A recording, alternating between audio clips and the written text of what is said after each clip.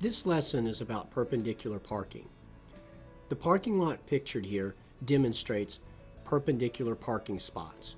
Notice that the white stripe is perpendicular to the curb, hence the name perpendicular parking. It's perpendicular because this white line is at a 90-degree angle with the curb. Okay?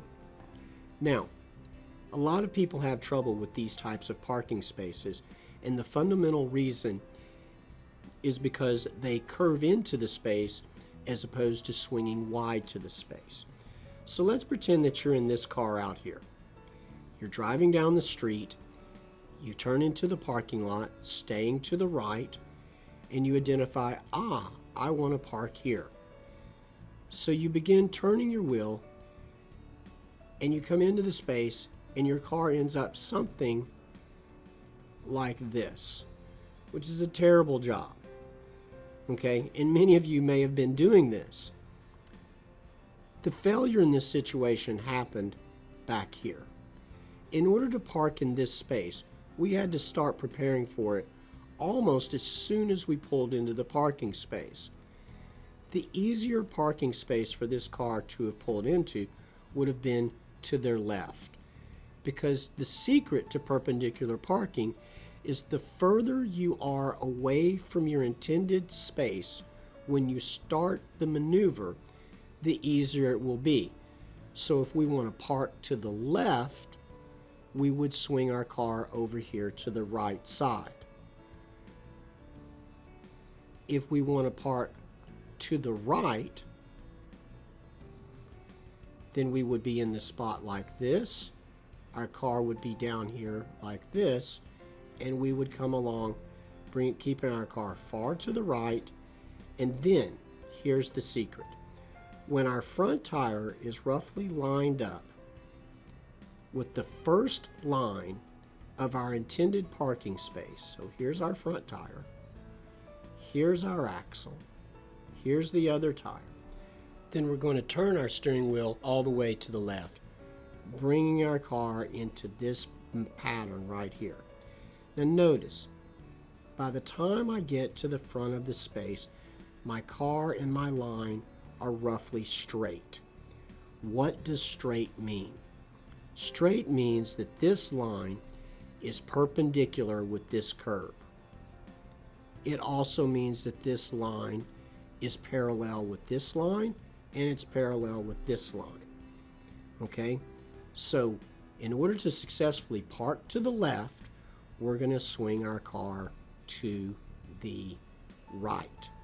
We're going to go far to the right to park to the left. Over here, we would have done the same thing. We would have had our car already far to the right to park to the left. Now, once in the spot,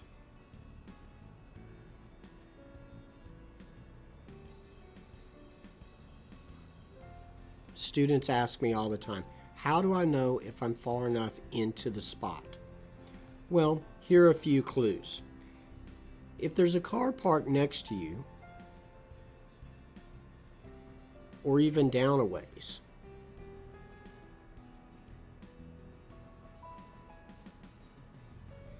if your mirror is roughly even with their mirror, then you're probably in the space far enough, particularly if the length of their hood and the length of your hood are the same.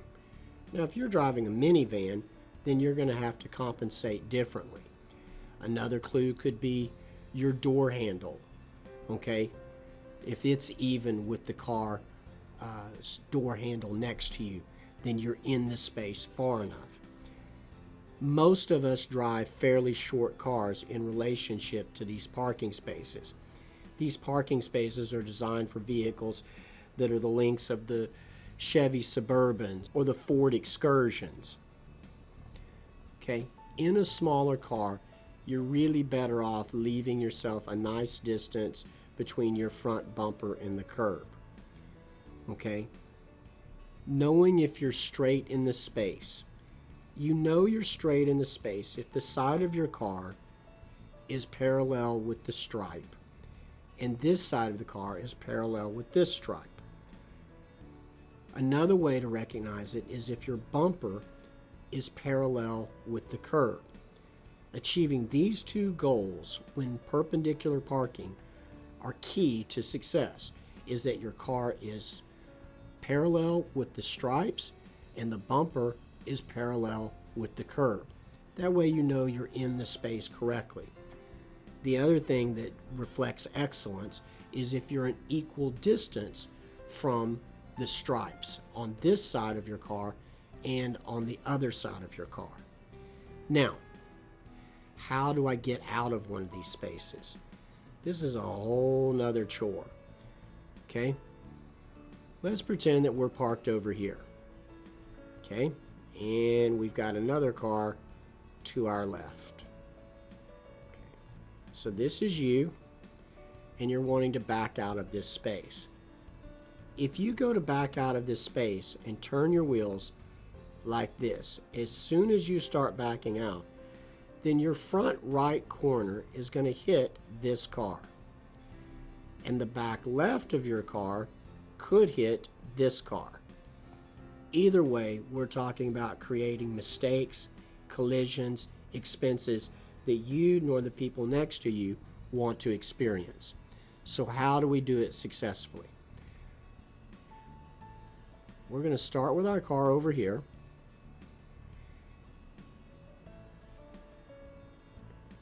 We're going to put our foot on the brake, put the car in reverse, and before we do anything,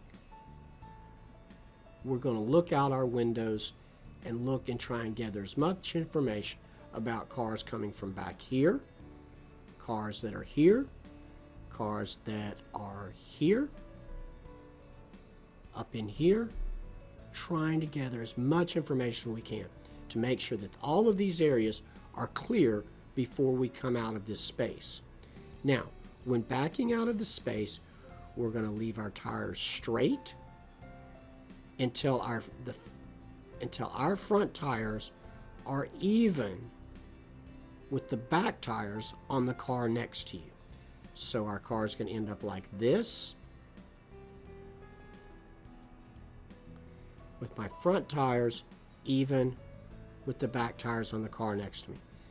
Then I'm going to turn them all the way to the left, which is going to cause my car to arc back in this direction. Now my car is in this position right here. Then I would put the car in drive, and then we would go forward like this. I cannot express to you enough the importance of identifying quickly that these areas are clear and slowly rolling back to this position. Once in this position, quickly get the car into drive so you can begin moving with the flow of traffic. When your car is moving back like this, if a collision happens, it's going to be ruled your fault. So the less time we spend doing this, the less time we're exposed to making a damaging consequence that we're going to end up paying for. But the moment we begin moving forward, then the liability or the possibility of having to pay for a problem shifts. It probably becomes someone else's problem as long as we just flat don't run into them. Okay? Following these basic rules, everything from starting your turns for your space back here instead of at the last moment and on the wrong side will lead to success. Pulling into your space so that your mirror or door handle is even with the cars next to you will get you far enough into the space without creating damage for anyone.